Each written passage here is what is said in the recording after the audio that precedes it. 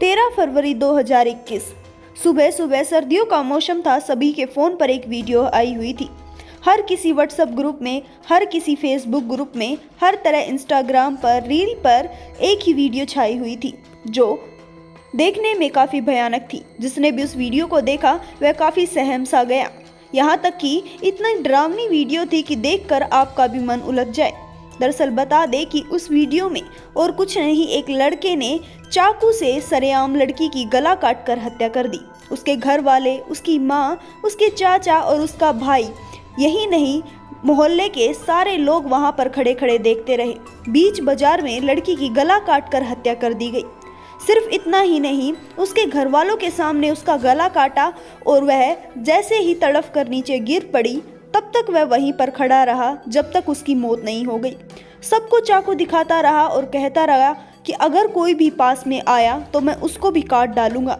लड़की का भाई, लड़की का चाचा, लड़की की माँ उसको बचाने की कोशिश करते हैं, लेकिन सबको एक एक चाकू लग जाता है। हर कोई डरा हुआ, सहमा हुआ बस रो रहा था। कैसे न कैसे बच्ची को बचाने की कोशिश करते हैं, लेकिन घर वालों के सामने उनकी लाडली बेटी तड़फ तड़फ कर जान दे देती है। आरोपी वहीं पर खड़ा रहता है, गुटखा खाता रहता है, लेकिन 1 इंच वहां से नहीं हिलता। जैसे ही उसको यह सूचना होती है कि लड़की ने अपना दम तोड़ दिया है, वह वहां से 9-2-11 हो जाता है।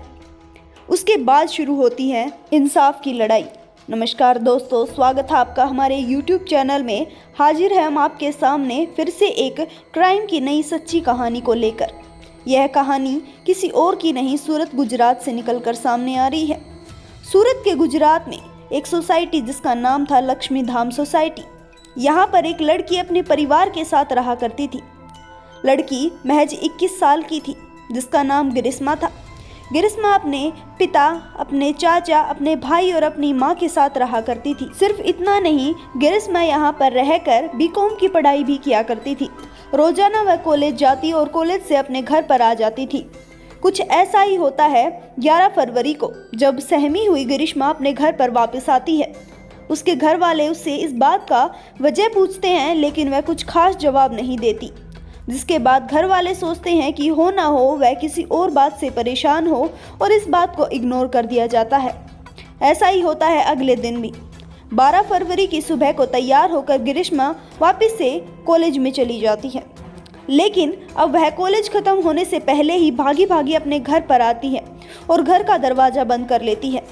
जिसके बाद घर वाले काफ़ी डर जाते हैं। उनको इतना समझ आ गया था कि हो ना हो गिरिश्मा के साथ कुछ गलत हुआ है। वह उससे पूछने की कोशिश करते हैं, तभी अचानक से उनके घर पर कोई आ जाता है। उनके घर पर कोई और नहीं, एक सरफिरा लड़का आया था जिसके हाथ में बड़ा सा चाकू था। तेज तरार चाकू को देखकर सब सहम जाते हैं, लेकिन वह लड़का कोई अनजान नहीं था। इस लड़के को पूरे घर वाले पहले भी देख चुके थे। लड़के का नाम था फेनिल गोयानी। यह वही लड़का था जो लगातार पिछले 1 साल से गिरिश्मा को परेशान कर रहा था। इस बात की शिकायत गिरिश्मा बार बार आकर अपने घर पर करती थी। उसने अपनी माँ और अपने चाचा को बताया कि एक लड़का मुझे लगातार कॉलेज में परेशान करता है। वह 1 साल से मुझे परेशान कर रहा है, मुझे रोजाना अपने साथ प्यार में पड़ने के लिए कहता है। इस बात से अब मैं बिल्कुल परेशान हो चुकी हूँ।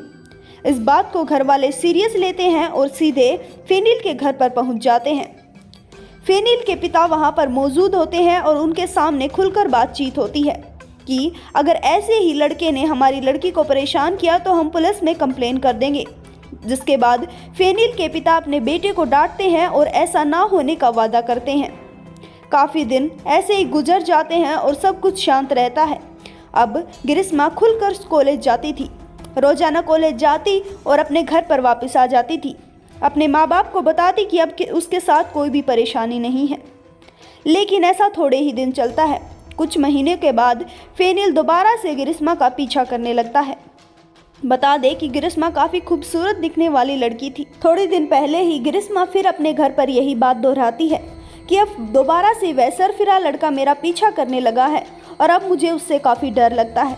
दरअसल बता दें कि फेनिल का कहना है कि वह 1 साल से गिरिश्मा से प्यार करता है। वह चाहता है कि गिरिश्मा भी उससे प्यार करे, लेकिन जैसे ही गिरिश्मा ने उसकी शिकायत उसके पिता से कर दी है, अब उसका प्यार उसके पागलपन में बदल चुका है। अब वह जैसे तैसे करके ग्रिस्मा से इस बात का बदला लेना चाहता था। ऐसा ही होता है वैलेंटाइन डे वाले वीक में। फरवरी का महीना आता है और अब की बार फेनिल ने सोच लिया था कि वह ग्रिस्मा को अपना बनाकर रहेगा। वह दोबारा से कॉलेज में ग्रिस्मा से मुलाकात करता है और उसको अपने मन की बात कहता है, लेकिन वह कहता है कि अगर तुम अब की बार नहीं मानी तो सरेआम तुम्हारी चाकू से काटकर मैं हत्या कर दूंगा। जिसके बाद ग्रिस्मा काफ़ी घबरा जाती है और अपने घर पर भागी भागी आ जाती है।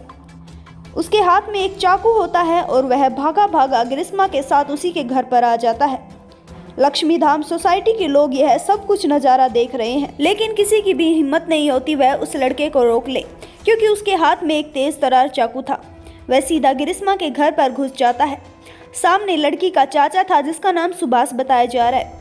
वह लड़के को रोकने की कोशिश करता है, लेकिन वह सीधा उसके पेट में चाकू मार देता है, जिसके बाद लड़की के चाचा सुभाष वहीं पर घायल होकर गिर जाते हैं।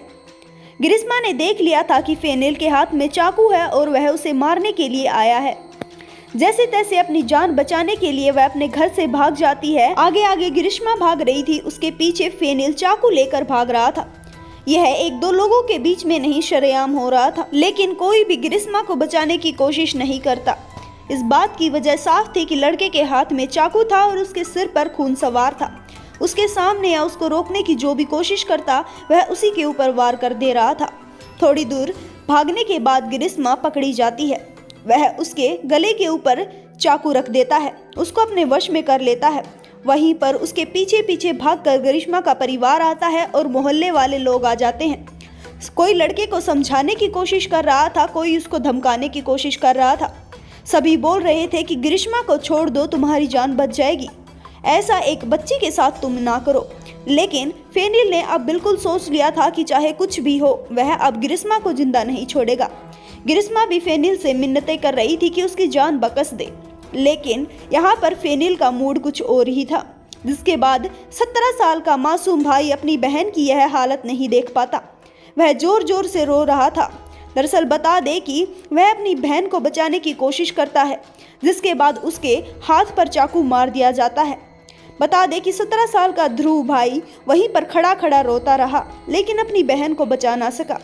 थोड़ी देर डराने धमकाने के बाद वह सरेआम ग्रिस्मा का गला काट देता है। कई लोग इस बात की वीडियो बना लेते हैं। वीडियो बनती रहती है, वह वहीं पर खड़ा रहता है। जैसे ही ग्रिस्मा का गला कटता है वह नीचे गिर जाती है। वह पड़ी पड़ी तड़फ रही थी। उसके माँ बाप चिल्ला रहे थे, रो रहे थे, आसपास के लोग चिल्ला रहे थे, लेकिन वह किसी को भी पास आने नहीं दे रहा था। उसने साफ बोल दिया था कि जिसने भी ग्रिस्मा को अस्पताल ले जाने की कोशिश की वह उसकी भी जान ले लेगा।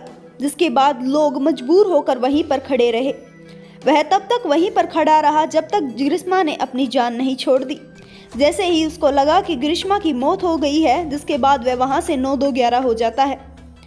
जिसके बाद पुलिस को इस बात की सूचना दी जाती है। पुलिस वहां पर आती है और लड़की का पोस्टमार्टम करवाया जाता है। अब चारों तरफ, पूरे सूरत में नहीं पूरे गुजरात में यह बात फैल चुकी थी कि एक 21 साल की मासूम बच्ची की एक सरफिरे ने हत्या कर दी है। ग्रिस्मा की सपोर्ट में अब पूरा गुजरात आ चुका था। तभी देखते ही देखते ग्रिस्मा की हत्या की वीडियो इंटरनेट पर वायरल हो जाती है।